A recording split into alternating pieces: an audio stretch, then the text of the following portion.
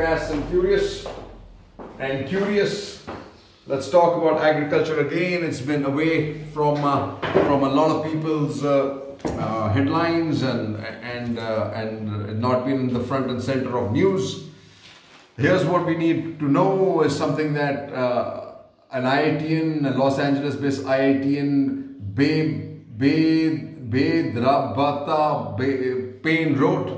He said, how big ag stands for agriculture, ate up America's small farms. He says, 2 of 3 farms that operated at the time of World War II in US no longer exist, as the number of farms shrunk from 6 to 2 million.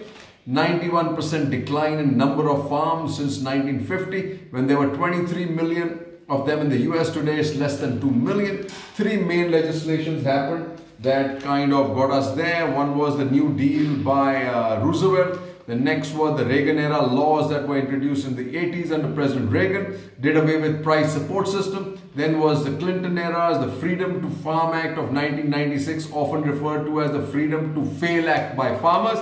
However, that ended up in a rescue of $55 billion in emergency aid. What do we have here, right? Joe Maxwell, who leads a campaign group called Family Farm Action, told us about entrenched rural poverty, child hunger, and food insecure homes. Today, rural America reels abandoned, its dignity stripped away. As we drove home, one thing has become clear to us. Far from being a panacea, the opening up of agriculture, the elimination of MSP-like parity schemes, and the rise of contract farming has been a lose-lose proposition for everybody other than big ag. Prices have gone up 200%, folks, but rural poverty still exists there. Food prices, more than 200%. He says a supporter of, so there's this guy called John Eichred. He says a supporter of capital-intensive agriculture that focused on better management along industrial lines. Urquhart thought it would provide food security and bring prosperity to rural America. However, within a decade, the negative impacts were palpable. He found it destroyed natural productivity of land and caused long-term soil degradation, water depletion, etc. Another guy, Joel Greeno, writes, but he says, but he could not compete with big ag, especially when they got 90% of government support, and this is where government support will end up going, folks, to Reliance and the likes, and artificially kept the base price low. In 2013, he was forced to sell his cows. So this is what big ag is all about. And this is exactly for how it's going to work in India, whether we like it or not. If we go with it, our farms will really get destroyed. What do you say? But like I said, while the government, the media is trying to put this down, it's not going away, right? Behind the scenes from a 100-day stir, it says on 100 days, spirit still high at Singo. A slight dip in numbers, but farmers determined to carry on till repeal of farm laws. So what do we have here?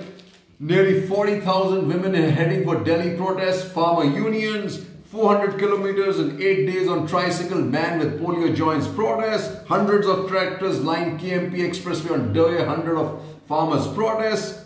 And what do you think? How is it playing up politically? Ask your MLA to help topple Haryana government SKM. BJP-led government faces floor test on March 10th. I don't know what happened. Okay, then we have PM has time for rally, not for farmers, says Pawar. Then you have Priyanka Jayant exhort farmers to stand united, hit out at BJP over 3 farm laws, right? What do you have here, right? But the farm protest is gathering more, it's getting far more inclusive. And now, you know, what the government has to worry, what they earlier thought, that if they gave into the farm laws, you would have a situation where now with the labor laws, the labor guys will go on, the laborers will, the labor unions will go on strike. But that's now going to happen anyway, right? He says, right, Ravinder Kaur writes, solidarity that keeps farm protests going. She says, perhaps the most remarkable aspect of the protest is that it still endures half a year on. Few political observers had given even half a chance to the farmers' unions when they began their journey from Punjab to Delhi. Yet the winter of discontent is now shifting into summer. While the outcome of the movement is still unclear, two reconfigurations unfolding in the social and political landscape are already apparent. First, the social constitution of the movement has continued to evolve in the past months. Central to the shift is the bid to forge solidarity across caste formations and the attendant class interests. A visible sign of the ongoing configuration on the ground was the celebration of Guru Ravidas Jayanti by the farmers' unions 2 weeks ago. The significance of the celebration lays in how it seeks to bridge caste differences between Jats and Dalit communities in the agrarian economy. Very important. Second is the related effort to conjoin the struggle of the farmers with the struggle of the workers. A week ago, Samyukta Kisan Morcha joined hands with the trade unions to campaign against the farm laws as well as the labor codes. This is the first time that producers, farmers and workers have sought to form an alliance in the 3 decades of economic reform.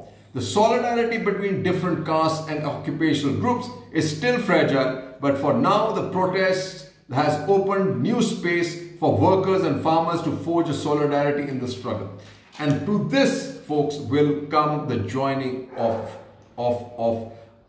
students and the likes. Then this movement will create a huge impact, right? What do we have here?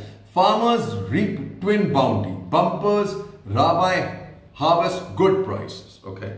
Actual food grain stocks at FCI 2.5 times of norm, says Goyal. Now that's smart, but Goyal should join the dots. Yesterday, a news item said that African countries and countries from the Middle East were building food reserves. Get rid of the 1.5 times and stop complaining. Monetize, get rid of it. If you can't get rid of that through exports, Mr. Goyal, your money is not where your mouth is as far as these laws are concerned. It's all totally fungible.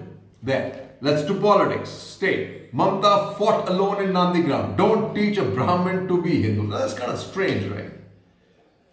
Kind of strange for the BJP to take on a Brahmin, and she's playing the Hindu card now, right? Don't play Hindu card with me, says Didi. But a great budget as far as Delhi is concerned, and education now has to become and health have to become the top 2 priorities on any political party's list. Education to be made mass movement, says CM.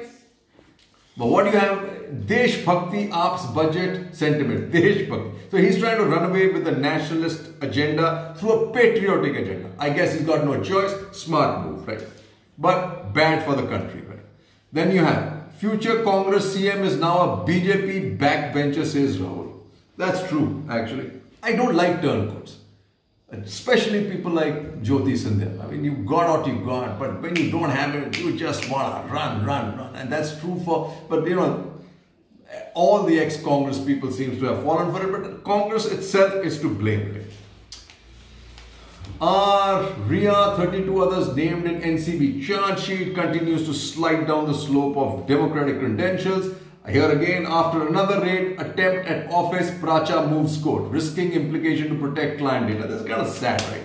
But when you have things like this, then how can you call and give a demarcate to the UK? UK envoy summoned over farm law debate. It's not just farm laws that they're talking about, right? They're talking about the way the treatment is being meted out to the protesters. Okay, that's what the government must note and distinguish.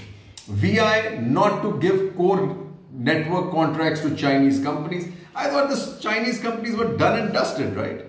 But of course not. They're back from the woodwork. I wonder who's to blame in our government, right?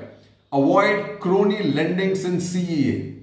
Mantra. How the hell does he do that with Adani all over the place? I am not so sure. And this is where the government is going to get shamefaced. Kane case. US, UK courts confirm India's 1.4 billion dues. Welcome, Sitaraman. Done and dusted. Cheers.